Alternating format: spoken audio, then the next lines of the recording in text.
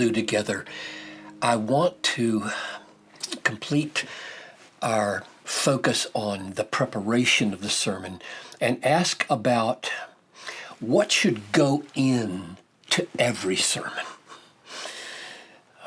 What are the realities of the author's intention that should pervade all preaching?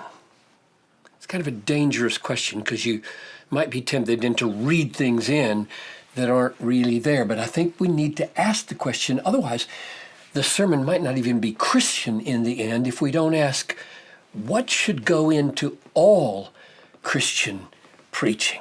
So that's what we're doing in the next 3 sessions, because I've got 3 answers to that question. What are the pervading things that should characterize all preaching? And here's where this thought and these 3 things came from in my own thinking. I posed the question, suppose my text is from 1 Peter 4:9, and it's the simple statement, imperative, show hospitality. So Peter says to the churches and to us, show hospitality. And you want to preach on that. That's your main point. Show hospitality. Now, the question is, I don't think Peter intends to be a mere moral rearmament power. He's not a moralist, right? He's not just trying to get the Gentile Roman world to be better hospitality showers. So I asked the question, what is the reality of his intention? Because remember, I defined meaning of a text as the reality that the author's trying to communicate. Is Peter trying to communicate, be hospitable, but you don't have to relate it to God? Be hospitable, but you don't have to relate it to the cross. It doesn't have to be Christian hospitality. Be hospitable, but it doesn't have to be done by faith. It doesn't have to be done in the power of the Holy Spirit. We know from everything we know about Peter and what he's written, that's not what he means. So we would betray his intention if we said, oh, no. The reality of the text is hospitality. Just tell the people to be hospitable, and that will be a faithful preaching to the text. You know that's not true. There are realities that are part of Peter's mental framework that he has shown us, that he wants us to make the connections. And I think there are 3 of them. I think virtually every biblical author would want us to ask about every reality he addresses, what's the ultimate purpose of it? And I'm going to answer the glory of God. I think he would want us to ask, what's the ultimate basis of it? How can a sinner doomed to hell under the wrath of God expect to be hospitable in a way that pleases God? What's the foundation of it? And I'm going to answer the cross of Christ.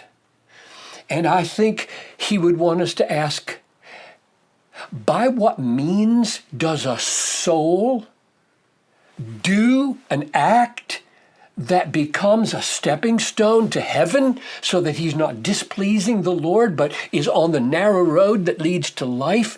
And I'm going to answer the obedience of faith in the power of the Holy Spirit. I think every single biblical author, regardless of what his topic is, would want us to ask about the goal, the ground, and the means of either seeing and savoring what's there or actually responding in behavior to what's there. So let me say a word in this session about the glory of God. Why do I think that the glory of God, the ultimate goal of hospitality and all other things, should be woven into sermons pervasively?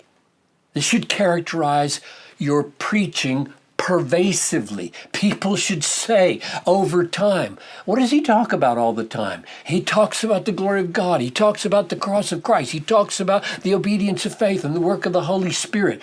That's what I'm getting at. And my reason is to say, number one,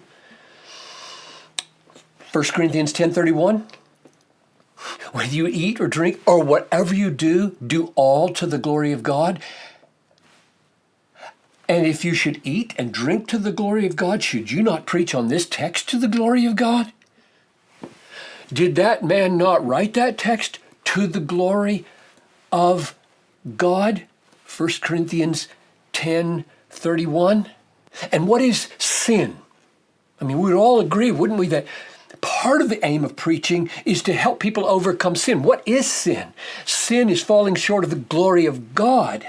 Romans 3:23. Or sin is exchanging the glory of God for other things, being more satisfied in other things than the glory of God. So if all preaching aims to help people see God and overcome sin, then it must deal with the glory of God. It's right at the heart of what we're preaching toward. Or Paul says grace, Ephesians 1:6, is offered to us unto the praise of the glory of his grace. And he says in chapter 9 of Romans that the wrath and the power of God are revealed so that the vessels of mercy could enjoy the glory of God's mercies. So the glory of God is central to all things, according to 1 Corinthians 10:31. It's central to the nature of sin and overcoming it because we fall short of it in sin. It's essential to grace and wrath because he wants his riches to be known. And if you were to ask, and people have asked me over the years, are you sure that the glory of God is the ultimate aim, or might it not be the love of God, the mercy of God? Why do you say the glory of God is the ultimate goal of hospitality or all the other things we find in life and in the Bible? And my answer is, as I have compared textually other alternatives to the glory of God as ultimate, none of them shows themselves to be ultimate. For example, if you take mercy or love and you go to Romans 15:7 and 8, or 8 and 9, where it says, Christ became a servant to the circumcision to show the faithfulness of God, and in order that the Gentiles might glorify God for his mercy. So glorify God for his mercy. So mercy, love, grace are here, and because of it, we glorify God. So glorifying God is ultimate, and mercy and grace and love are leading there. So that's why I say the glory of God is the answer to the question, what is the ultimate goal of a text like show hospitality? And therefore, my first answer to the question, what realities should pervade all of Christian preaching? My first answer is the pursuit of the sight and the savoring and the showing of the glory of God. I don't think there is a single biblical author who would say, you have misinterpreted my text if we say the ultimate goal of this text is that God would be known as more glorious and worshiped with more white-hot affection.